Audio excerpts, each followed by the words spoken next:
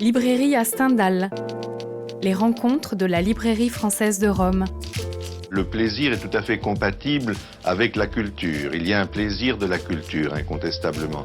Librairie à Stendhal. Retrouvez le programme sur notre page Facebook et en suivant Eventis Stendhal sur Instagram.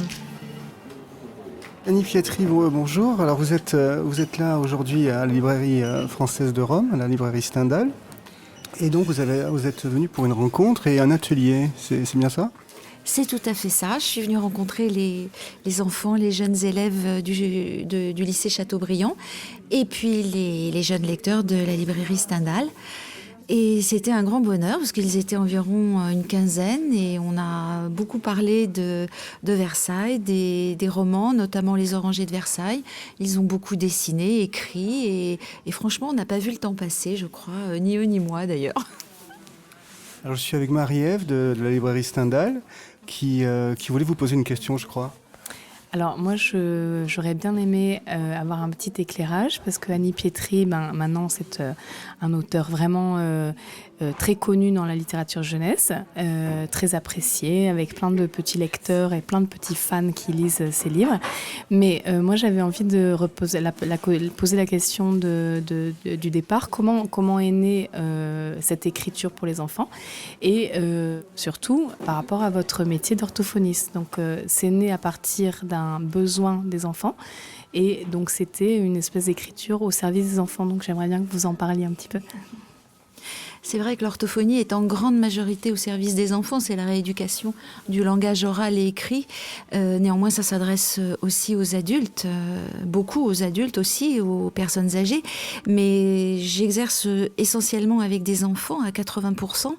Et c'est vrai que j'ai commencé à écrire en 1996, donc ça fait 22 ans. Et à cette époque-là, j'avais pas du tout l'intention d'écrire. J'imaginais que je n'avais aucune imagination. Et je me suis rendu compte par la suite, mais ça, c'est une aparté, c'est que l'imagination, c'est quelque chose qui se travaille. Et donc, c'est en lisant certains livres-jeux interactifs avec des patients dyslexiques, pour qui la lecture est évidemment un calvaire. Un enfant dyslexique, quand il a une page de livre devant lui, c'est exactement comme s'il avait le nez contre un mur. Et ces livres-là rendaient la lecture beaucoup plus facile. D'une part, parce qu'il y a une mission à remplir dans le livre. Deuxièmement, parce qu'il y a un jeu à faire à chaque page. Les principaux problèmes de la dyslexie, c'est le déchiffrage et la compréhension du texte.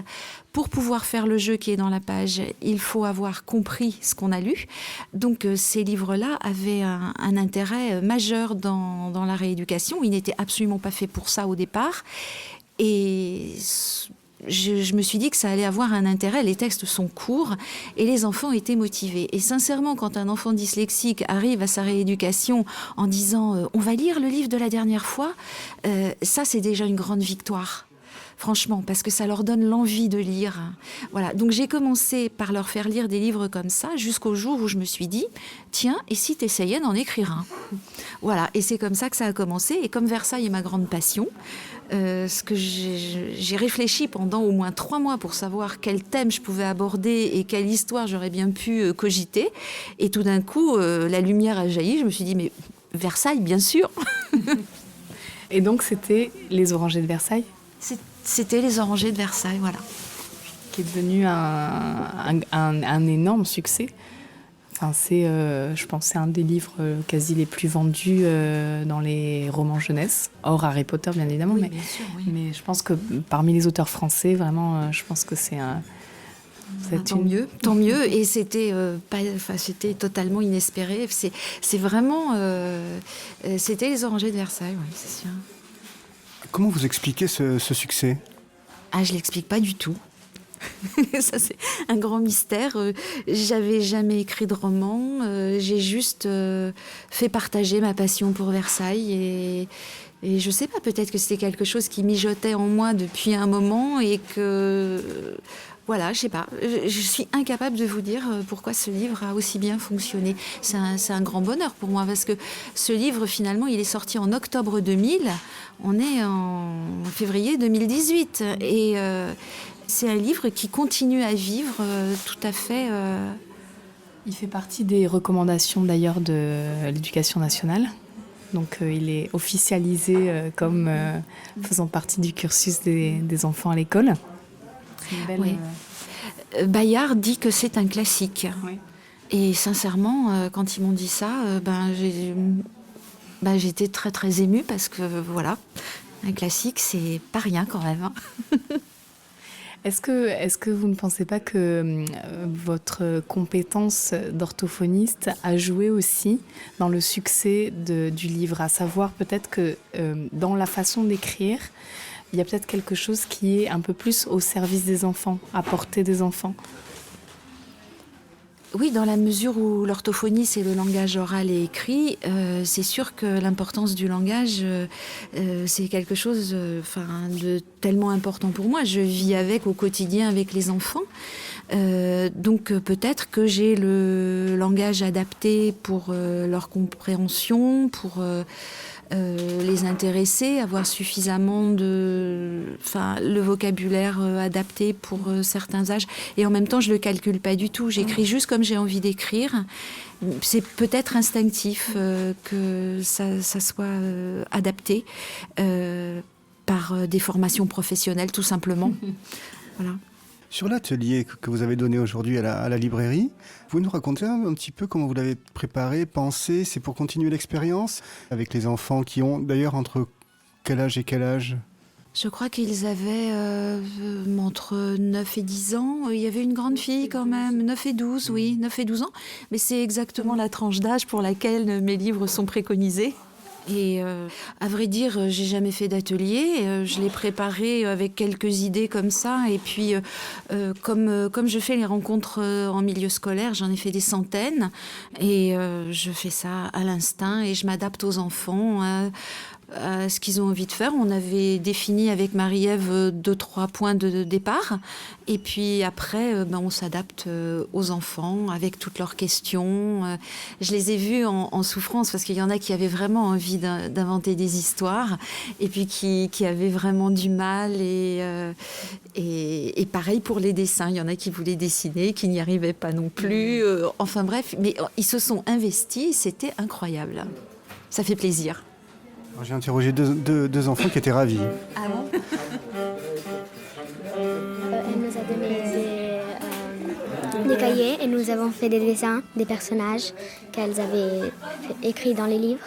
Et on pouvait écrire des histoires sur Versailles et des choses comme ça. Oui, aussi, on pouvait aussi imaginer le château de Versailles. Et ensuite raconter ces histoires à elle, mais différemment, avec notre imagination. Moi, j'ai raconté une histoire du marquis de Bourbon qui avait écrit une lettre pour s'échapper de Versailles et des choses comme ça. Qui n'était pas dans le... Non, ça n'existe pas, une vraie histoire comme ça. Je l'ai inventée. Tu as inventé le marquis ou tu as inventé l'histoire? Non, j'ai inventé l'histoire et le marquis. Et toi? Non, moi, j'ai dessiné les personnages de l'histoire qu'elle avait déjà fait, juste avec des habits différents de ce qu'ils devaient être normalement. C'est-à-dire, tu as mis des habits modernes? Oui, plus ou moins, avec des couleurs plus modernes et des constructions modernes. Vous avez vu le film de Sofia Coppola, Versailles? Non. Non. Non, on n'a pas Et donc, vous êtes bien amusé dans cet atelier? Ça vous a plu? Oui, C'était très bien. beaucoup. C'était très beau et intéressant. Et donc là, vous avez acheté les livres? Vous les avez fait dédicacer? Oui. Oui. Vous avez fait? Oui. On a acheté les énigmes à Versailles. C'est des livres avec dedans, dans chaque page, des énigmes. Pour les résoudre, on doit aller dans d'autres pages. Et c'est très beau. Oui, aussi, parce que c'est assez intriguant dans ce livre. Annie Pietri, vous avez sûrement un avis sur la lecture et les enfants. On dit que les enfants lisent moins aujourd'hui, ou leur capacité à comprendre un texte diminue. Qu'en pensez-vous? Dans ma profession d'orthophoniste, on est confronté à un échec scolaire de plus en plus grandissant. J'irais presque jusqu'à dire que c'est catastrophique. Le niveau des enfants a baissé et Et j'en veux pour preuve que j'ai arrêté l'orthophonie pendant 12 ans pour me consacrer à l'écriture. Et donc, je suis revenue à l'orthophonie depuis 2 ans et demi. Et là, je constate vraiment des choses catastrophiques. Des enfants qui n'ont plus aucun vocabulaire, de plus en plus d'enfants autistes, des retards de parole et langage absolument massifs. Et je peux vous dire qu'on est absolument débordé de demandes. Dans mon cabinet d'orthophonie, on est 4. On travaille toutes les 4 à temps plein et on est surchargé de travail. Et on a environ 50 personnes en attente. Donc c'est pour vous dire le besoin accru d'orthophonistes. J'ai discuté récemment avec des institutrices qui sont catastrophées devant le niveau de langage, de vocabulaire des enfants. On en est arrivé à incriminer évidemment les écrans. Il y a pas mal d'études qui ont été faites à ce sujet et nous, on le constate au quotidien. C'est-à-dire qu'on peut même le voir dans la salle d'attente. C'est-à-dire que les mamans sont constamment sur leur téléphone portable et ne parlent plus aux enfants. Or, on ne parle que par imitation. Un enfant à qui on ne parle pas n'a rien à imiter, il n'a pas de matière. Il ne peut pas imiter, donc il ne parle pas, il parle mal, il n'a pas envie de parler, il n'a aucun vocabulaire. Mais j'en suis à avoir des gamines en rééducation, gamines de 12 ans, à qui on demande « Qu'est-ce que c'est le feuillage d'automne ?» Eh bien, je ne sais pas. Qu'est-ce que c'est le feuillage ? Bon, là, on a une réponse vague. Qu'est-ce que c'est l'automne ? Je ne sais pas. Qu'est-ce que c'est les saisons ? Je ne sais pas non plus. À 11 ans, 12 ans. C'est hallucinant. Sincèrement, on est extrêmement inquiète. Et du coup, comment on peut accompagner ces écrans qui nous envahissent la vie, qui envahissent la vie de nos enfants ? Ils seront là, ils seront de plus en plus difficiles à enlever parce ce support est massif. Comment on peut accompagner ? Est-ce qu'il y a des process qui sont en train d'être inventés par vous, par l'Éducation nationale ou par... Je ne sais pas du tout s'il y a des process qui sont en cours de mise en place. Je ne sais pas du tout ce qu'a prévu l'Éducation nationale. Nous, en orthophonie, on fait de notre mieux pour aider les enfants. On essaye de guider les parents aussi. Heureusement, il y a encore pas mal de gamins qui lisent. Ça, c'est quand même très rassurant. Mais je crois qu'il faut être extrêmement vigilant et avoir conscience de l'addiction que les enfants peuvent avoir aux écrans. C'est aux parents d'être vigilants. Parce que les parents de maintenant, c'était des enfants il y a 20-30 ans. Il y a 20-30 ans, on n'était pas aussi accro aux écrans. Et je pense que les parents devraient peut-être se rappeler les bienfaits de jouer avec des jouets et non pas des objets virtuels sur écran, et d'aller construire des cabanes dans la campagne, d'aller ramasser des fleurs, de faire des petites choses très simples et très basiques, et de donner des choses à manipuler autres que des écrans. Enfin, c'est mon avis, c'est un peu l'avis des orthophonistes que je connais, parce qu'on est confronté à des enfants qui, même en rééducation, nous réclament un iPad. Et non, on n'a pas d'iPad, nous. Alors c'est la matérialité du livre, en fait. Le fait que ce soit un objet, le fait qu'il y ait du papier, qu'il y ait des pages qu'on tourne, parce qu'on pourrait très bien lire sur un iPad, on pourrait très bien lire sur un écran. Mais sur l'écran, il n'y a pas que la lecture, il y a plein de choses qui parasitent peut-être l'attention.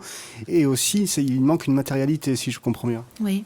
Le papier, le livre, c'est un objet plaisir. Hein. On a une couverture imagée, on a le grain du papier, on a l'odeur de l'encre. Il y a quelque chose de sensuel dans le fait de manipuler un livre, plutôt que la froideur d'un écran. Enfin, ce n'est que mon avis. Il y a tout l'aspect aussi de l'affectivité. Il y a aussi tout ce qu'on transmet de rire ensemble, aimer une histoire ensemble, être à côté aussi. Quand on lit avec son enfant, on est à côté de lui aussi. Enfin, c'est aussi un moment d'attention qui ne peut pas être remplacé par un écran, en effet. Et c'est une attention commune, c'est-à-dire que le regard de la mère et de l'enfant sont dirigés sur le même objet. Des fois, dans la salle d'attente du cabinet d'orthophonie, on voit la maman avec son portable et l'enfant avec son écran. Ils sont côte à côte, effectivement, mais ils sont dans des mondes parallèles. Et quand les lignes parallèles, elles se touchent jamais, quoi. Donc c'est un peu dommage, elles se rencontrent pas, et c'est dommage que la mère et l'enfant ne communiquent plus autant qu'avant sur des images, des mots. Et attendez, c'est pas une généralité. Il y a encore plein de mamans qui le font, mais c'est de moins en moins. C'est ça qui est dommage. Merci beaucoup. Librairie à Stendhal. Les rencontres de la Librairie française de Rome.